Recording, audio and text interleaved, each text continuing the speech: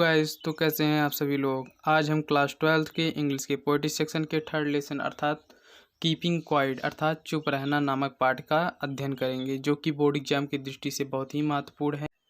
तो चलिए करते हैं एक और नई वायरल वीडियो की शुरुआत। Let's start the video. Chapter third keeping quiet अर्थात चुप रहना, कंपोज्ड बाय पैब्लो नेरूडा। यह पैब्लो नेरूडा जी द्वारा लिखा गया है, जो कि बोर्ड एग्जाम में 4 नंबर का फिक्स होता है। Central idea of the poem अर्थात कविता का केंद्रीय विचार। The central idea of the poem is keeping quiet, composed by Pablo नेरूडा।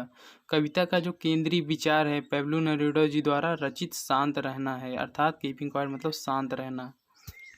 The poet Pablo Neruda in this poem suggests that he would count to 12 and everybody would keep still। अर्थात इस कविता में कवि Pablo नेरूडा ने सुझाव दिया है कि वह 12 तक गिनेंगे और हम सभी जो हैं स्थिर रहेंगे।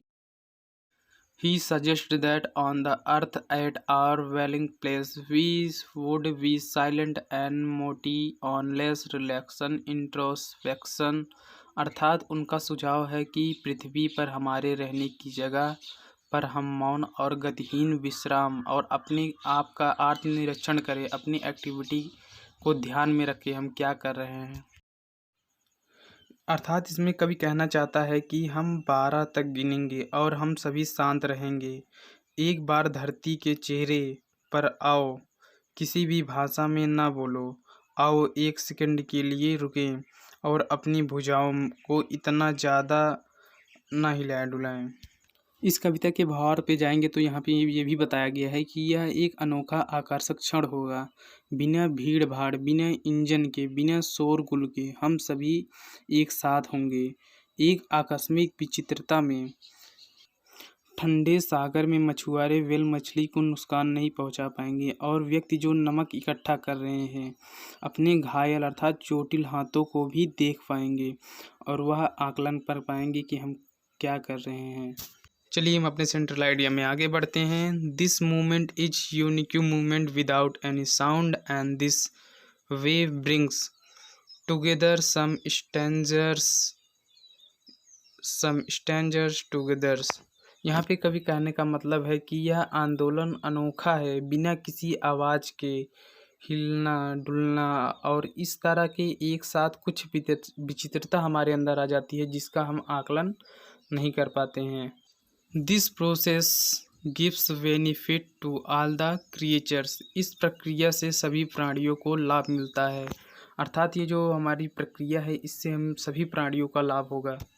Human being like violence mentality will also got comfort and their mentality would be changed।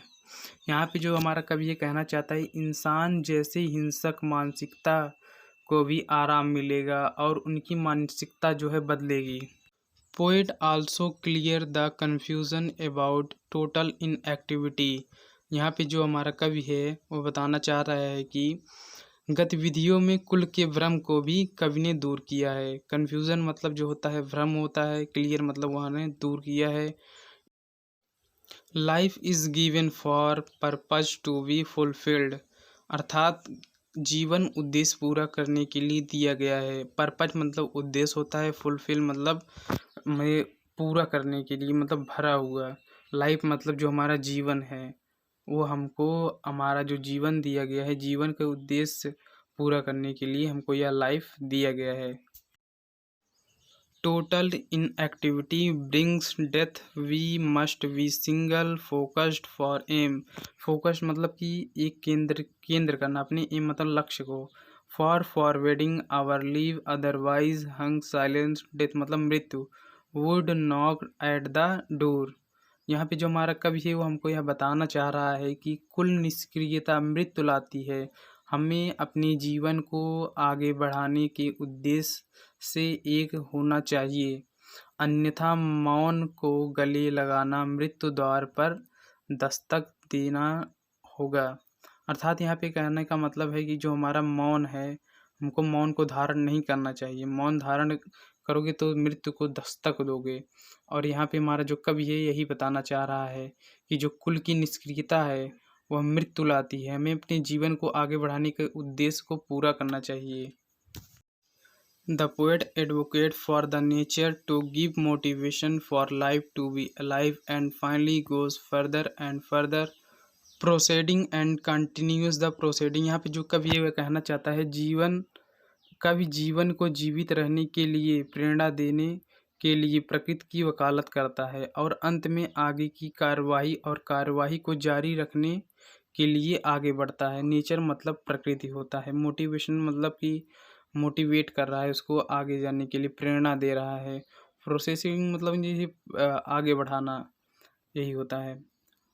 और पोएटिक ग्रेस अर्थात काव्य का सौंदर्य। अगर आप सेंट्रल आईडी में पोएटिक ग्रेस को लिखते हैं तो आपका नंबर कटेगा नहीं, तो आपका 4 नंबर फिक्स हो जाता है, क्योंकि बोर्ड एग्जाम में इसी सब सेंट्रल आईडी में 1-2 नंबर काट लेते हैं, जिससे कि हमारा नंबर कम हो जाता है। पोएट्री ग्रेस अर्थात काव्य का सौंदर्य। The central idea theme revolving humanity and brotherhood. यहाँ पे जो हमारा कवि है इसमें बता रहा है कि सेंटर आइडिया थीम घूमती मानवता और भाईचारा।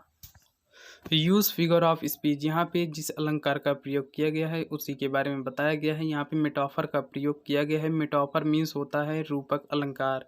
रूपक अलंकार का यहाँ पे एक उदाहरण दिया गया है एज वेल एज इलस्ट्रेशन। यहाँ पे रूपक अलंकार दिया गया है। यह आपके पैसेज में भी 3 नंबर का आता है पैसेज, उसमें भी पूछ सकता है। उसकी दृष्टि से यहाँ पे जिसका काव्य का सौंदर्य है बहुत ही इंपॉर्टेंट है। अगर आपको वीडियो अच्छी लगी तो लाइक करें, सब्सक्राइब करें और शेयर करें।